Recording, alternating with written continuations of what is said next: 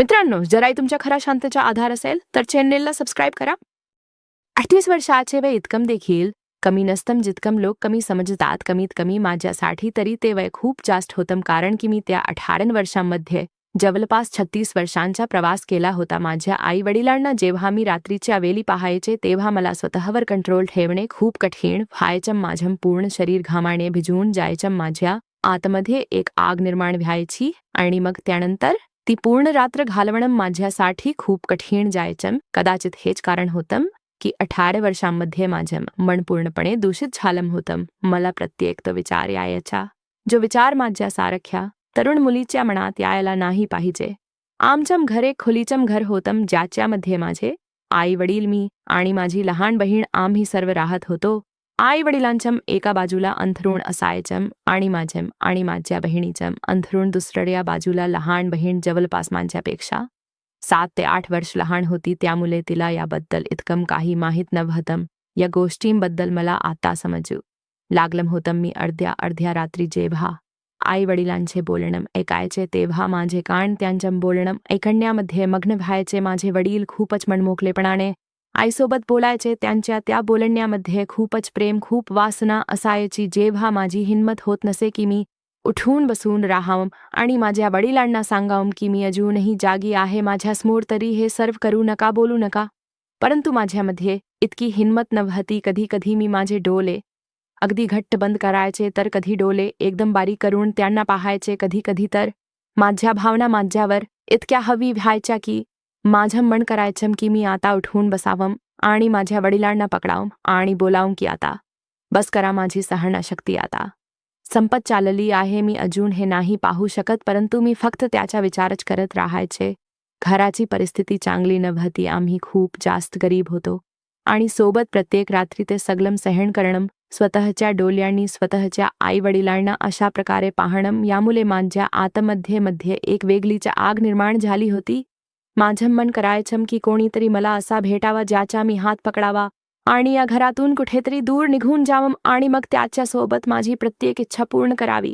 परंतु हे देखील शक्य नव्हतं. माझ्या आयुष्यात असा कोणीच माणूस नव्हता. मग एके दिवशी मी एक निर्णय घेतला की मी घरातून बाहेर निघेन आणि माझं नशीब बदलवेन, एखादा जीवनसाथी निवडेन आणि त्या घरातून माझा जीव वाचवेन. मी अजून अशा प्रकारे तडफडत माझं आयुष्य घालवू शकत नाही. जेव्हा हीच गोष्ट मी माझ्या वडिलांना सांगितली की मला नोकरी करायची आहे, तेव्हा माझे वडील जोरजोरात हसू लागले आणि बोलू लागले, शिक्षणाच्या नावाखाली तू फक्त 4थी पर्यंत शिकली आहेस, तुला कोण काम देईल? इथे चांगली शिकलेली मुलं इकडे तिकडे भटकत आहेत. वडिलांचं ते बोलणं माझ्या मनाला लागलं. मी रागातच वडिलांना म्हणाले, तुम्ही बघा, 4 दिवसातच मी नोकरी शोधूनच दाखवेन आणि मग हे घर सोडून निघून जाईन. माझं बोलणं ऐकून बाबांनी रागाने मला पाहिलं आणि बोलू लागले, ठीक आहे, जा, तुझी हौस पूर्ण कर, परंतु जर 4 दिवसात तुला नोकरी मिळाली नाही तर पुन्हा या घराचा उंबरठा उलढण्याबद्दल विचार देखील करू नकोस. वडिलांचं बोलणं ऐकून मला भीती वाटली होती. परंतु दुसऱ्याच दिवशी मी सकाळीच नोकरी शोधण्यासाठी बाहेर पडले. माझ्या आईला तर बोलण्याची काही मुभास नव्हती. ती रात्रभर वडिलांचा तो त्रास सहन करायची आणि सकाळी लवकर उठायची आणि मग जेव्हा उठायची तेव्हा स्वतःच थकलेलं शरीर घेऊन घरातली सगळी काम तिला करायला लागायची. तिच्याजवळ जर बोलण्यासाठी काही शिल्लक नव्हतं. प्रत्येक रात्री वडिलांना सहन करणं तिच्यासाठी खूप कठीण होत होतं. नेहमीच बाबा नशेमध्ये यायचे आणि मग त्यानंतर ते ज्या प्रकारे वागायचे, दुसऱ्याच काली आई दर लाजेमुळे तिचं तोंड आमच्यापासून लपवून फिरायची. आईला अंदाज होता की मी आता तरुण झाले आहे आणि मला आता हे सर्व काही समजत आहे, त्यामुळेच आई नेहमीच तिच्या तोंडावर पदर ठेवायची किंवा माझ्यासोबत नजरच मिळवत नसे. या सर्वांना वैतागून तर मी नोकरी करण्याचा निर्णय घेतला होता. परंतु मला तर हे देखील माहीत नव्हतं की कोणत्या ठिकाणी जायचं आहे आणि तिथे जाऊन त्यांच्यासोबत काय बोलायचं आहे. बस मी फक्त असेच घरातून बाहेर निघाले आणि रिक्षावाल्याला म्हणाले की मला अशा ठिकाणी घेऊन चल जिथे खूप साऱ्या कंपनी असतील आणि मला तिथे नोकरी मिळेल. जी काही जमापुंजी माझ्या जवळ होती ती सर्व जमापुंजी मी त्याच्या हातावर ठेवली आणि मग तो मला एका कंपनीच्या समोर घेऊन गेला. बोलू लागला, इथे रोज नवनवीन मुलींची भरती होते, तू देखील तुझा नशीब आजमावून पहा. मी त्याचे आभार मानले आणि कंपनीच्या आत गेले. तेव्हा समजलं की तिथे थोडं बहुत शिकलेल्या मुलींना ठेवलं जातं. मला समजत नव्हतं की काय करावं. वडिलांसमोर तर खूप मोठमोठ्या गोष्टी करून आले होते, परंतु या जगाच्या रीतीभाती मला काहीच माहीत नव्हत्या. मी रिसेप्शनिस्टला म्हणाले, मला मालकांना भेटायचं आहे, मला माझा प्रॉब्लेम स्वतः त्यांना सांगायचा आहे. माझं बोलणं ऐकून ती मुलगी मला अगदी निरखून पाहू लागली आणि मग बोलू लागली, सर, प्रत्येकाला भेटत नाहीत. माझ्या डोळ्यामध्ये अश्रू आले, परंतु तिला माझ्यावर काहीच दया आली नाही. मी बाहेर जायला निघाले तेव्हा माझी नजर एका मोठ्या गाडीकडे गेली, ज्याच्यामधून सूटबूट घातलेला एक उंच धिप्पाल माणूस उतरत होता. मला विश्वास होता की हाच कंपनीचा मालक असेल. तो जवळपास 55 वर्षांचा होता. माझ्या वडिलांपेक्षा देखील वयाने थोडा मोठा वाटत होता. त्याला बघून मला माझ्या वडिलांची आठवण आली आणि वडिलांचे ते बोलणं देखील, जे बोलणं ज्या गोष्टी आई आणि बाबांच्या मध्ये व्हायच्या. मला विश्वास होता की या वयामध्ये माणूस नेहमीच भावनेमध्ये अक्षरशः वेडा पिसा होतो. त्यामुळेच मी काहीतरी विचार करून माझी ओढणी बाजूला गेली, ड्रेस थोडा खाली खेचला, माझे केस मोकळे सोडले आणि त्याच्या जवळ पोहोचले.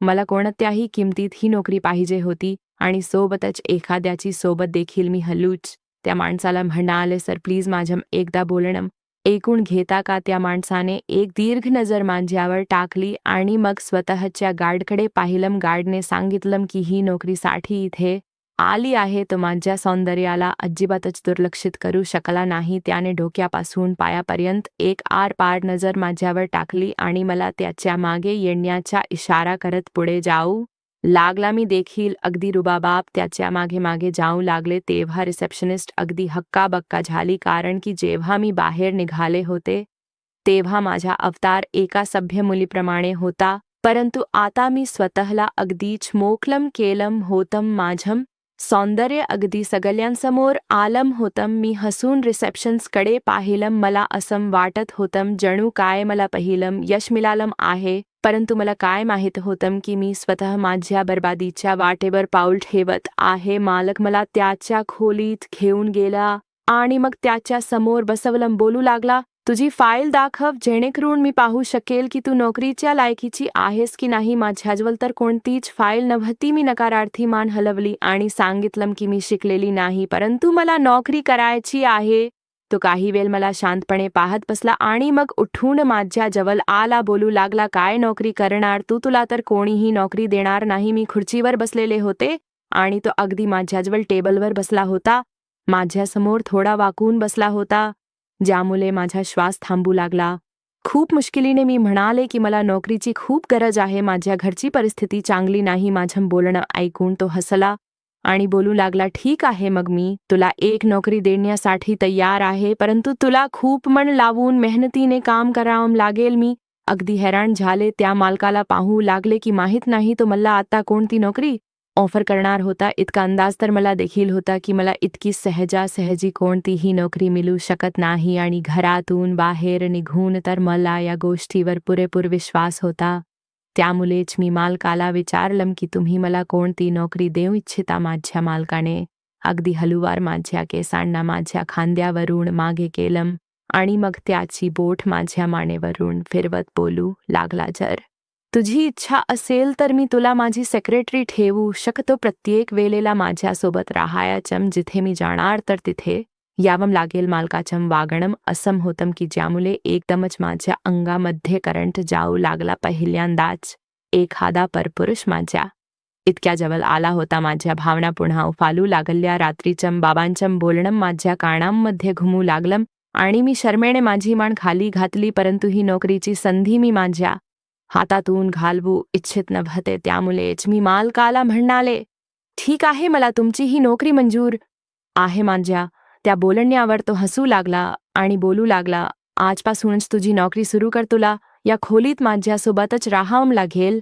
मी थोडं घाबरून विचारलं, माझं काम काय असेल? तेव्हा मालक उठून उभा राहिला आणि बोलू लागला, माझ्या खोटच बटन उघड. मी एकदम हैराणीने त्याला पाहू लागले. तेव्हा त्याने अगदी निरखून मला पाहिलं आणि बोलू लागला, तुझी नोकरी सुरू झाली आहे. मी लगेचच त्याच्या खोटच बटन उघडलं. तेव्हा तो बोलू लागला, आता हा कोट काढून बाजूला त्या हंगरला लावून ठेव आणि सोबतच तुझी ओढणी देखील तिथेच लाव. माझी सेक्रेटरी आहेस, त्यामुळे तुला देखील फॅशनेबल राहावं लागेल. मी त्याचा कोट काढून हंगरवर लावला आणि सोबतच माझी ओढणी देखील काढून तिथेच अडकवली. तो हसून बोलू लागला, बस तुला माझी फक्त अशीच काम करायची आहे. त्या विचित्र नोकरीमुळे मी जरा हैराण झाले आणि खुश देखील झाले, कारण की हे अजिबातच कठीण काम नव्हतं आणि त्याने मला चांगला पगार ऑफर केला होता. त्यामुळे मी त्याच्याच खोलीमध्ये बसले. काही वेळ तो ऑफिसची काम करत राहिला आणि मग पुन्हा उभा राहिला.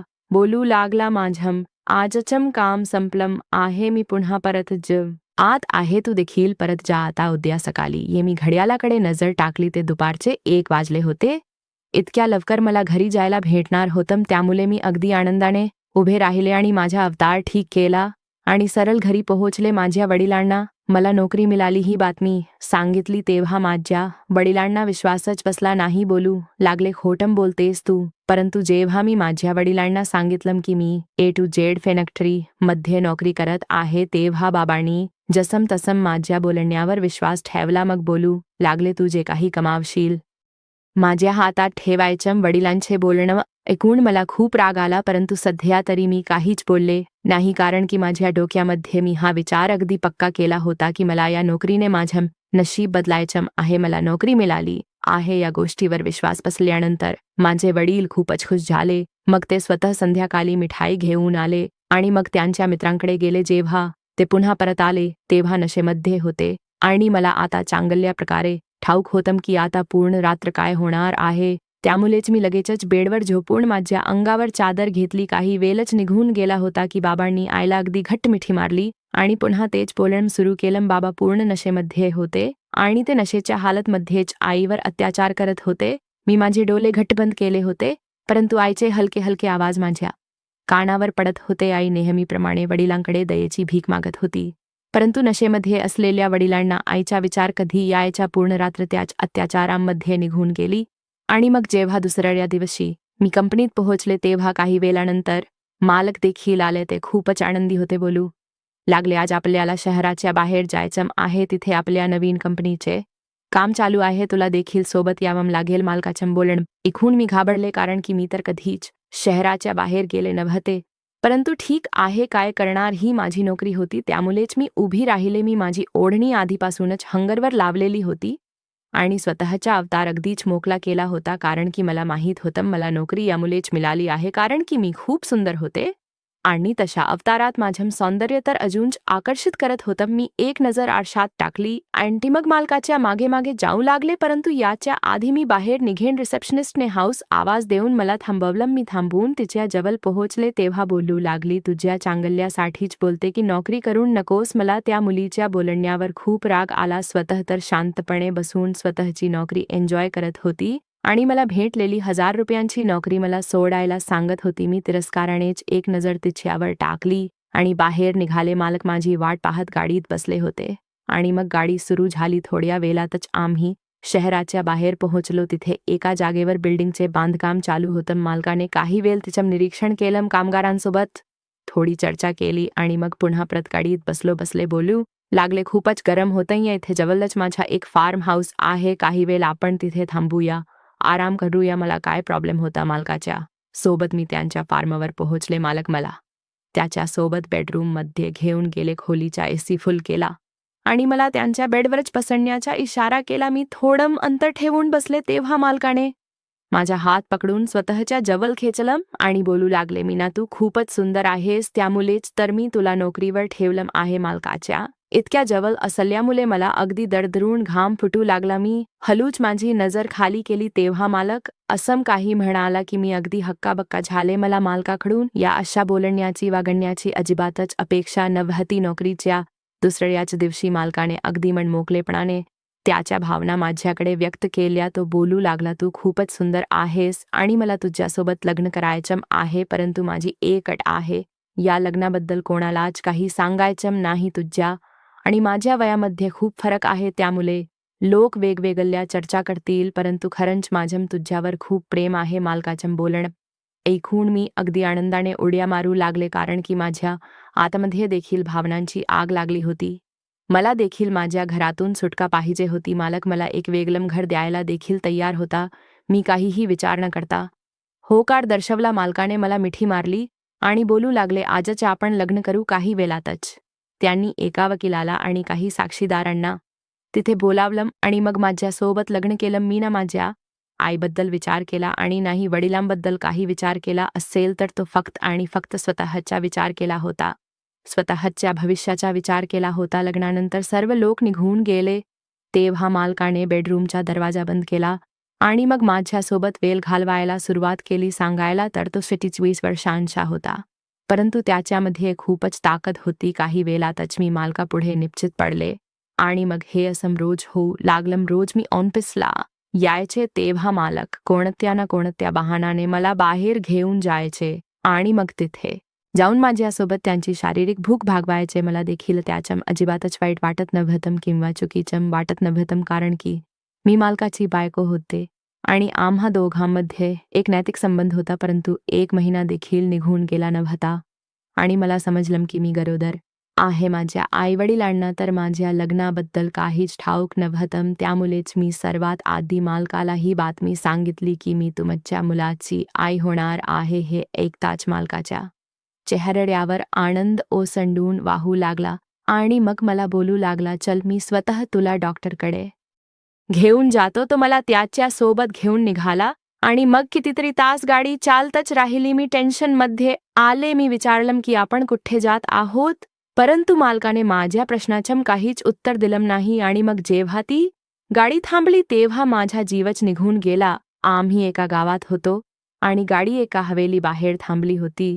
मी हैराणीने मालकाला पाहिलं तेव्हा तो बोलू लागला, तू माझ्या मुलाची आई होणार आहेस, त्यामुळेच मी तुला माझ्या घरी घेऊन आलो आहे. हे माझं गाव आहे. मी इथलाच मूळ रहिवासी आहे आणि शहरामध्ये माझ्या खूप साऱ्या कंपन्या आहेत. आता तू माझ्या वारसाला जन्म देणार आहेस, त्यामुळेच तुला आता या हवेलीमध्ये राहावं लागेल. मालकाचं बोलणं ऐकून मी घाबरले. मी माझ्या आई वडिलांना काही सांगितलं नव्हतं आणि मालक अचानक मला इथे घेऊन आले होते. मग जसा आम्ही हवेलीच्या आतमध्ये दाखल झालो तेव्हा 3 मोठ्या वयाच्या बायका मालकाला पाहून लगेचच मालकापुढे आल्या आणि बोलू लागल्या, तुम्ही येणार होतात तर मला सांगायचं, आम्ही तुमच्या येण्याची तयारी केली असती. मालकाने त्या तिघींनाही पाहिलं आणि बोलू लागले, हिला भेटा, ही माझी बायको मीना आहे आणि माझ्या मुलाची आई होणार आहे. आजपासूनही याच हवेलीमध्ये राहील. त्या तिघी मला हैराणीने पाहू लागल्या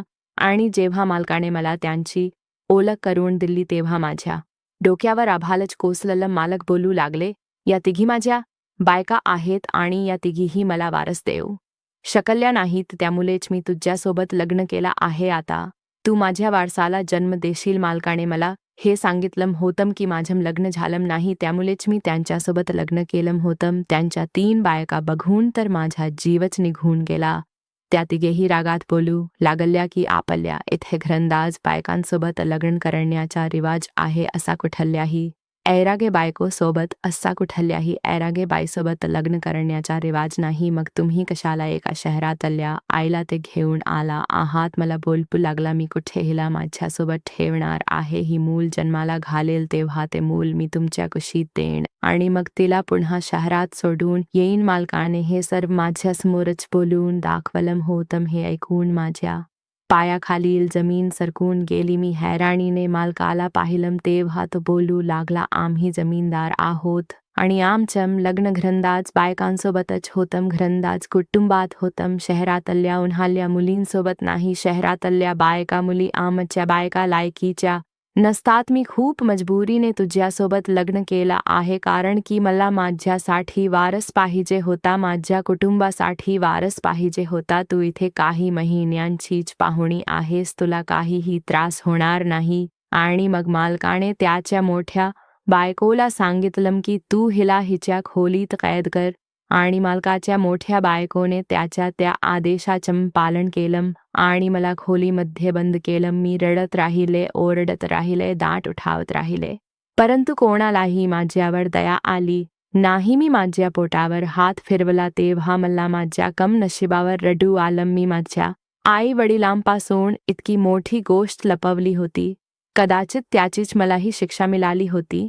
मी आयुष्यात अगदी वेगाने पुढे जाऊ इच्छित होते, परंतु त्या नादात मी त्या तोंडावर आपटले होते. काश जर मी हे पाऊल उचललं नसतं तर आज येथे आले नसते. आणि हा विचार करून करून माझा जीव जात होता की जेव्हा माझा मूल जन्माला येईल तेव्हा त्याला माझ्यापासून हिरावून घेतलं जाईल आणि मला एखाद्या कचऱ्याप्रमाणे फेकून दिलं जाईल. मी कसम माझं मूल त्या 3 बायकांच्या हवाले करणार होते. माझं मन करत होतं की मी माझा जीवच द्यावा, परंतु माझ्यामध्ये इतकी हिंमत देखील नव्हती. पूर्ण आयुष्य मी माझ्या वडिलांना माझ्या आईवर अत्याचार करताना पाहिलं होतं. माझे वडील प्रत्येक रात्री माझ्या आईसमोर त्यांच्या प्रेमाचे किस्से ऐकवत होते. माहीत नाही त्यांचे किती बायकांसोबत संबंध होते. ते जे काही कमवायचे तो सर्व पैसा ते त्या बायकांवर उडवायचे आणि याच गोष्टीवरून आई आणि बाबांमध्ये रोजच्या रोज भांडणं होत होतं. आई जेव्हा कधी वडिलांना बोलायची की मुली तरुण होत आहेत, तुम्ही असं वागू नका, तेव्हा बाबा बोलायचे तू तरुण राहिली नाहीस, त्याला मी तरी काय करणार, स्वतःला बघ किती म्हातारी दिसतेस, तुझ्यापासून मला काहीच आनंद देखील मिळत नाही. मी रोज प्रयत्न करतो परंतु तुझ्याकडून मला काहीच आनंद मिळत नाही. बाहेरच्या बायकाच मला खुश करतात. हे सगळं बोलणं ऐकून मी अगदी शरमेने सादरीमध्ये लपून जायचे. जेव्हा कधी माझे वडील जास्त नशेमध्ये असायचे तेव्हा आईवर जबरदस्तीने अत्याचार करण्याचा प्रयत्न करायचे. आई वडिलांमध्ये रोजच्या रोज होणाऱ्या गोष्टींमुळे मला खूपच कमजोर केलं होतं. माझ्या घराचा तिरस्कार वाटू लागला. माझे वडील त्यांना तरुण मुली असून देखील इतर स्त्रियांसोबत संबंध ठेवत होते. कधी कधी तर माझं मन करायचं की वडिलांची कॉलर पकडावी आणि बोलावून किमान माझ्यासमोर तरी हे असं काही बोलू नका. जेव्हा ते एखाद्या परस्त्रीच्या शरीराबद्दल आईला सांगायचे तेव्हा मी शरमेने लाल व्हायचे. आईची अवस्था देखील काहीशी अशीच व्हायची. आईला अंदाज होता की मला त्यांच्या या बोलण्याने रात्री जाग येते किंवा मी जागी असते. त्यामुळेच दुसऱ्या दिवशी आई माझ्या नजरेला नजर मिळवत नव्हती. या सर्वांपासून वैतागूनच मी घरातून निघाले होते आणि माझी इच्छा होती की मला शांततेचं आयुष्य मिळावं. एक असा पुरुष माझ्या आयुष्यात यावा जो माझी काळजी घेईल. मोठ्या वयाच्या माणसासोबत लग्न देखील मी याच कारणामुळे केलं होतं की त्याला माझ्यासारखी तरुण बायको मिळाली, त्यामुळे तो मला अगदी राणीसारखा ठेवेल. माझ्या वडिलांसारखं कधीच तक्रारी करणार नाही. परंतु मला अंदाजच नव्हता की मी स्वतःच्या हाताने स्वतःच्या पायावर कुऱ्हाड मारली आहे. मला हवेलीमध्ये कैद राहून कितीतरी महिने निघून गेले. माझी अवस्था प्रत्येक दिवसागणी खराब होत होती. मी जेवण सोडून दिलं होतं. माझ्या सवती माझ्या जवळ यायच्या आणि माझ्यासोबत खूप वाईट व्यवहार करायच्या. मला खूप वाईट बोलायच्या आणि सरळ शब्दात सांगायच्या की एकदा का मूल जन्माला आलं की तुला पुन्हा शहरामध्ये फेकलं जाईल. परंतु देवाची कृपा अशी झाली की जेव्हा मुलाचा जन्म झाला तेव्हा माझ्या त्या अशक्त शरीरामध्ये मुले मेलेलं मूल जन्माला आलं आणि डॉक्टरने सांगितलं की आता कदाचित मी कधीच आई होऊ शकत नाही, कारण की खूप सारे कॉम्प्लिकेशन निर्माण झाले होते. मेलेलं मूल पाहून माझा मालक अगदी ओरडत रडू लागला. तो कित्येक वर्षांपासून मुलासाठी तरसत होता आणि मुलासाठीच त्याने हा चुकीचा मार्ग स्वीकारला होता. कदाचित यामुळेच देवाने पुन्हा एकदा त्याच्या पदरात मोल टाकलं नव्हतं. जेव्हा त्याला समजलं की मी आता आई होऊ शकत नाही तेव्हा त्याने पुन्हा मला माझ्या घरी सोडलं आणि सोबतच मला स्फोट देखील दिला. मी बर्बाद होऊन माझ्या घरी परत आले होते, परंतु माझ्या मालकाच्या हातात देखील काहीच आलं नव्हतं. मला पाहताच माझ्या आईने मला मिठी मारली. रडून विचारत होती की तू इतक्या महिन्यापासून कुठे होतीस. मी आईला सुरुवातीपासून शेवटपर्यंत सगळं काही खरम सांगितलं. आईने लाजेने तिची मान खाली घातली आणि बोलू लागली की ही सर्व माझी चूक आहे. जेव्हा एक बाई एका चुकीच्या पुरुषासोबत आयुष्य घालवते तेव्हा तिच्या मुलांची देखील अशाच प्रकारे बर्बादी होते. जर त्या बाईने अगदी योग्य वेळेवर योग्य निर्णय घेतला तर तिच्या मुलांना असा त्रास भोगावा लागत नाही. जर मी योग्य वेळेवर योग्य निर्णय घेतला असता, तुझ्या बापाविरुद्ध आवाज उठवला असता, तुझ्या बापाचा अत्याचार, माझ्या नवऱ्याचा अत्याचार सहन केला नसता, तर कदाचित तू देखील या चुकीच्या मार्गावर गेली नसतीस. आज मी पुन्हा एकदा त्याच खोलीमध्ये कैद आहे. माझी अवस्था पाहून माझा बाप सुधारला आहे. त्याला समजलं आहे की त्याच्या चुकीच्या कामामुळे काय परिणाम झाला आहे. मी देखील माझ्या चुकीची खूप मोठी शिक्षा भोगली आहे, परंतु ज्ञाने माझ्यासोबत वाईट केलं. सुख तर त्याला देखील मिळालं नाही. सर्वांनीच स्वतःच्या चुकीची शिक्षा भोगली आहे. मित्रांनो, जर तुम्हाला कथा आवडली असेल तर व्हिडिओला लाईक करा आणि अशा छान छान कथा पाहण्यासाठी चॅनलला सबस्क्राईब करा. धन्यवाद.